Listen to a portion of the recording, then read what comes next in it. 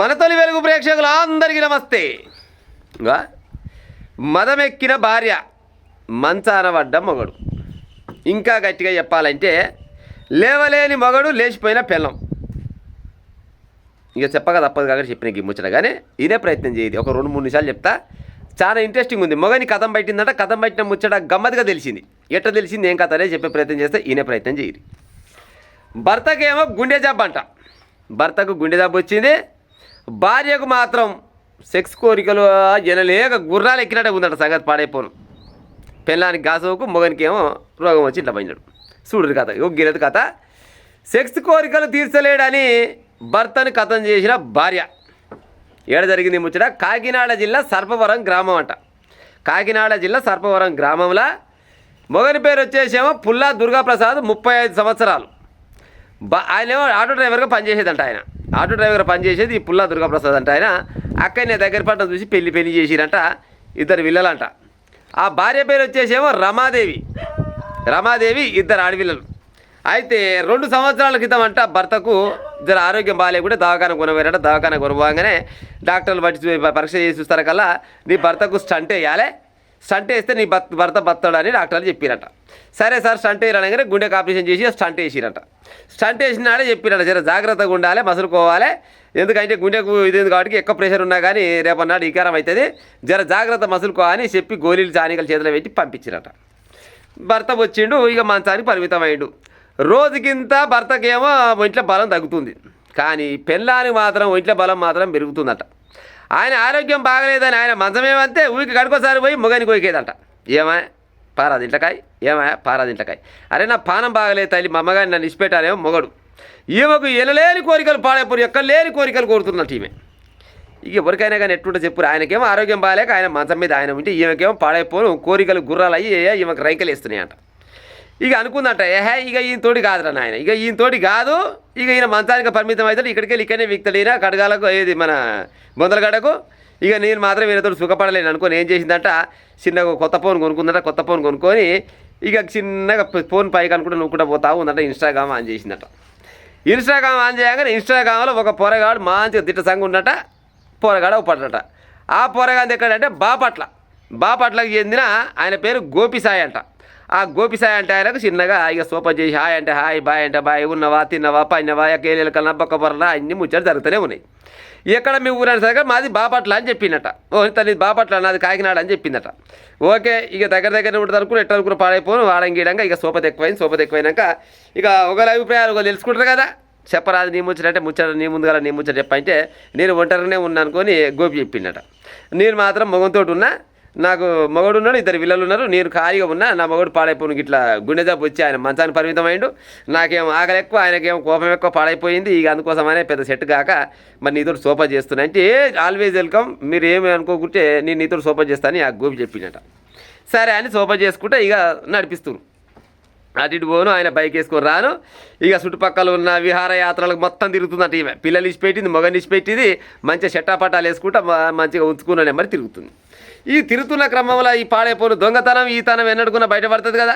చిన్నగా ఆడంగిడంగా ఏం చేసిరంటే భర్తకు తెలిసిందట. భర్తకు తెలియగానే భర్త ఒకనాడు పిలిచిందట. పిలిచి పెళ్ళాని రామాదేవి నువ్వు 2 పిల్లలు ఉన్నారు, సరే నేనంటే ఆరోగ్యంగా బాగాలేదు, నేను అనుకున్నాక ఇక పని కథమైనట్టుంది, కానీ పిల్లల ముఖం చూసానా జర నువ్వు తప్పు చేస్తున్నామంట, జర మానుకునే ఉపాయం చేయరాదా అని అడిగినట్టు. అంతే, మానుకో నువ్వు, లేకపోతే నేను కొడతా సంస్థ అని ఏం అడగలే. మానుకుంటే బాగుంటుంది, మన సంసారం ముందర పడుతుంది అని రిక్వెస్ట్ చేసిండంట మొగడు భార్యకు. అమ్మర కొడుక ఇంత పెద్ద తప్పు చేస్తావా అంటే, తప్పేంది నువ్వు ఇటువంటి దారిలో ఓకు అని చెప్పడమే తప్పు అన్నట్టు. ఆహా, నా మొగడు నాకు ఇవాళ ఇంట్లో ఆర్డర్ చేసిండు ఎట్లా అనుకొని చిన్నగా గోపిగానికి పొనుగుతుందట. గోపి ఏడున్నామంటే అవుతానే ఉన్నా తోలపోయి తిరుగుతున్నా అని చెప్పిందట. ఏం కాదు మన మధ్య ఒకసారి కలవాలి రానంగానే ఆయన ఇక పలాని పనికి అనుకొని ఆడు దండమంటే వచ్చిందట. రాగానే చెప్పిందట, నా మొగనికి తెలిసింది మన ముచ్చట, నా మొగని తెలిసి నాకు ఇంట్లో ఆర్డర్ చేస్తుంది కడుకోసారి, నువ్వు మారాలని నన్ను ఇబ్బంది పెడుతుండు, ఏం చేద్దామంటే ఏం చేద్దాం నువ్వు చెప్పరాదంటే నువ్వే చెప్పాలట. ఏమో దాని పని కథం చేద్దామన్నట. గట్ట అయితే ఓకే అని రమాదేవి చెప్పిందట. సరే నీకెందుకు బాధ, నువ్వైతే ఇంటికి పో, నేను తీసుకొస్తాగా అనుకున్నట. పోయినట బాపట్లకు పోయి నిద్రమాత్రలు తెచ్చిందట. నిద్రమాత్రలు 15 తీసుకొచ్చినట. 15 తీసుకొచ్చి ఫోన్ చేసినట్ట. దేవి ఎక్కడున్నామంట. ఈమె పేరు దేవి, ముద్దు పేరు దేవి, అసలు పేరేమో రమాదేవి, ఈమె పేరు దేవి. దేవి ఎక్కడున్నావు అనగానే నీకోసమే చూస్తున్నా ఏమో తెస్తాంటి ఆయన తెచ్చిన బయటికి రాగానే బయటికి పోగానే 15 గోళీలు ఇచ్చిందట నిద్ర మాత్రలు.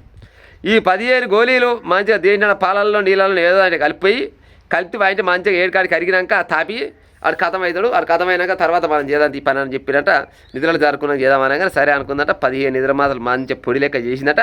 పొడి లెక్క చేసి జర ఆరోగ్యం బాగాలేదు కదా మొగనికి ఖర్జూర రసం ఇచ్చిందట. ఖర్జూర రసం గుండె ప్రాబ్లం ఉన్న వాళ్ళకి జర ఖర్జూర పండ్లు తింటే మంచిగా ఉంటుంది కదా. ఖర్జూర రసం తాపిస్తున్నాయి తాగరాదు మొగడ అనగానే అయ్యో నా పిల్లం ప్రేమతో ఇస్తుంది అనుకొని సరే తీసుకురా అనగానే ఆ ఖర్జూర రసం తీసుకొని వచ్చి అందులో ఈ నిద్ర మాత్రలు వేసిందట. నిద్ర మాత్రం మొత్తం మంచిగా రంగరించి మంచిగా అలా కలిపినాక ఇక తాగనగానే మొగడు తాగాడు. మొగడు తాగి చిన్నగా నిద్రలకు జారుకున్నట. మత్తు వచ్చింది కదా మత్తు వస్తుంది. మత్తు రాగానే మత్తులకు జారుకొని పోయిండు. మత్తులో జారుకొని పోయి ఇదే అదును అనుకుందట. అటు ఇటు చూసినట్టు యాక్చువల్లీ మీద కూర్చుందట. మీద కూర్చొని ముక్కు మీద మన మెత్త ఉంటుంది కదా ఏమంటారు దిండు అంటారు మెత్త అంటారు కదా. ఆ మెత్త ముక్కు మీద పెట్టి అట్టే ఊపిరాడ కూడా చేసింది చంపేసింది. చచ్చిపోగానే ఉంచుకున్నోనికి ఫోన్ చేసింది. గోపి సక్సెస్ అని డన్ను పెట్టిందట. అయినా పని ఇక రేపటి నుంచి మనకి ఇక మన ఇష్టం వచ్చాక తిరగొచ్చు అనుకుని ఆడనుకున్నట.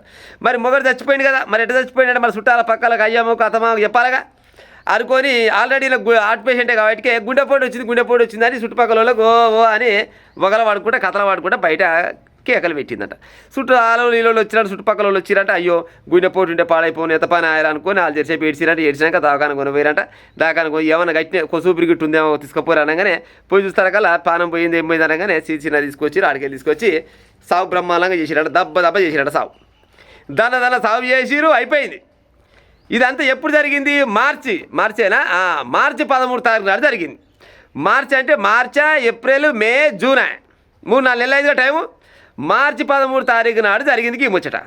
అయ్యేసరికల్లా ఇక సావు అయిపోయింది కదా. సావు అయిపోయాక ఇక ఆడంగీడంగా 1 నెల 2 నెలలు 3 నెలలు కాగానే మళ్ళీ ఈ ఉంది కదా దేవికి మళ్ళా కోరికలు మళ్ళీ గుర్రాలు అయినాయి అటు ఈమెకు. పాడైపోయిన 3 నెలల పాడు కానీ ఎక్కడ వారు అనుకొని తొక్కులాడుకుంటా ఇక లాభం లేదు. ఈ గోపికాంతో కూడా పని అయిపోయినట్టుంది. గోపికాంత్ దగ్గర కూడా బలం తగ్గింది అనుకొని మళ్ళీ కొత్త సోపతికాంతో సోప చేసిందట. ఇంకోటి కొత్తని చూసుకుందట. మొగని చంపింది ఆ గోపంటోని ఆనిష్ పెట్టింది. ఇంకా కొత్తతో సోప చేసింది. కొత్తతో సోప చేయగానే ఆ కొత్తని ముచ్చట ఈయనకి తెలిసింది.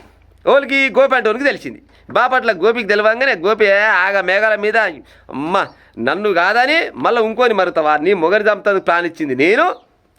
నీ మొగని చంపుతందుకు ప్లాన్ ఇచ్చింది నేనే. సగభాగం అలా నా కష్టం కూడా ఉన్నది. మనం కలిసి తిరుగుదాం అనుకుని మొగని చంపితే ఇయ్యాల నన్ను కాదని ఇంకోని ఎమ్మడిపోతావు నువ్వు అనుకొని ఏం చేసినట్ట వీళ్ళ బిడ్డకు ఇక ఆయన వస్తుంటే పోతురు కదా గోపంటుడు ఈ బిడ్డలకు వీళ్ళందరికీ జరం తెలిసినట్టుంది. వాట్సాప్కు మెసేజ్ చేసిండట. బిడ్డకు మెసేజ్ చేసినట్టు ఏమని మెసేజ్ చేసిండు? మీ డాడీ చనిపోవడానికి కారణం ఎవరో తెలుసా అని మెసేజ్ పెట్టినట్ట. అనగానే తెలియదు అంకులు చెప్పాలన్నట. మీ డాడీ చనిపోవడానికి కారణం మీ అమ్మని అని చెప్పినట్టు. అట్లెట్టా అని ఆమె అడిగింది. అట్లెట్లా అంటే మీ మమ్మీకి నాకు శోభతుండే నన్ను చూసుకొని మీ నాయన చంపుదామంటే గోళీలు తీసుకొచ్చి ఇచ్చింది నేనే. గోళీలు వేపించింది నేనే. సపడ సావడానికి కారణం నేనే. మీ అమ్మనే. మా ఇద్దరు పుత్రులు కలిసి మీ అయ్యని చంపినాం. మీ అయ్య తెచ్చినాక మళ్ళీ నన్ను కాదని 3 నెలల తర్వాత మీ అమ్మ ఇంకోలికి మరిగింది. జర చూసుకో కథ అని ఆడోడు ఈ గోపంటోడు మెసేజ్ పెట్టాడు. ఇక ఆ బుజ్జి ఏం చేసింది? చిన్నగా పోయి అత్తమ్మకు అదే అమ్మమ్మకు నాయనమ్మకు తాతకు వాళ్ళకు వీళ్ళకు చుట్టాల పక్కల బాబాయిల బీబాయిలకు ఇంకో గిట్ట సంగతాన్ని చూపించిందట. అమ్మర బిడ్డ గుండెపోటు వచ్చిందని చెప్తే కానీ బిడ్డ నువ్వు బయటికి రా అని మెడలు పట్టుకొని జుట్టు పట్టుకొని గుంజుకొచ్చి ఆకిట్లేసి 4 పెట్లు పెట్టినట. చెప్పు బిడ్డ ఎట్టాడ సంగతి ఏం లెక్క అంటే ఇక చెప్తున్నాడు ముచ్చట. ఇప్పుడు ఇప్పటిదాకా నేను చెప్పలే ముచ్చట. ఇదంతా ముచ్చట చెప్పుకుంటా గుండెపోటు వచ్చిందని చెప్దాం అనుకుంటే బాగానే నమ్మిరు కానీ పాడైపోను. నాకే ఆకలి ఎక్కువైంది. ఈడు కాకుండా ఇంకొని మరిగేసరికల్లా ఆయన మీద కోపంతో నా పేరు బయట పెట్టిండని చెప్పింది. పాపం తాగుతాదుల్లా గింత అధ్వానం పాడైతా. మొగనికి ఆరోగ్యం బాగాలే కూడా మంచం పడితే గుండెపోటు వచ్చినోడు మరి ఆ పని ఎట్ట పాల్గొంటాడు చెప్పురు. ఇక అంటేనేమో ఈ కారం తప్పని ముచ్చట కానీ భలే ఆయాసం కావాలి. ఆయాసంతో పాడైపోరు. ఆయన కూడుకు పట్టుకొని ఎట్నో ఇక నువ్వేమన్నా పడిసావే తల్లి మా అమ్మగాని జర 4 రోజులు బతిసావని అని ఆయన మంచానికి పరిమితం అయితే ఆయనని చూసుకుంటా ఇంకోరికి మరిగి ఆయన్ని చూసుకొని మళ్ళీ మొగని చంపి ఆయన్ని కూడా దూరం చేసి ఇంకోరికి మరిగితే ఈడు కలిసి బయట పెట్టే ముచ్చట. గింత పాపం ఉంటుంది ఈ అన్యాయం పాడైపోను. ఆయనకేం ఆరోగ్యం బాగాలేక మంచాన పడితే ఈమెకు కోరికలు మాత్రం ఎక్కడిది తనకి ఎక్కడింత కొట్టిందట. అందుకోసం గొడవై లోపలేసిరట. మా అమ్మగారి మీ అక్రమ సంబంధాలు పాడైపోను చెప్పి నా నోరంతా కాయగాస్తుంది.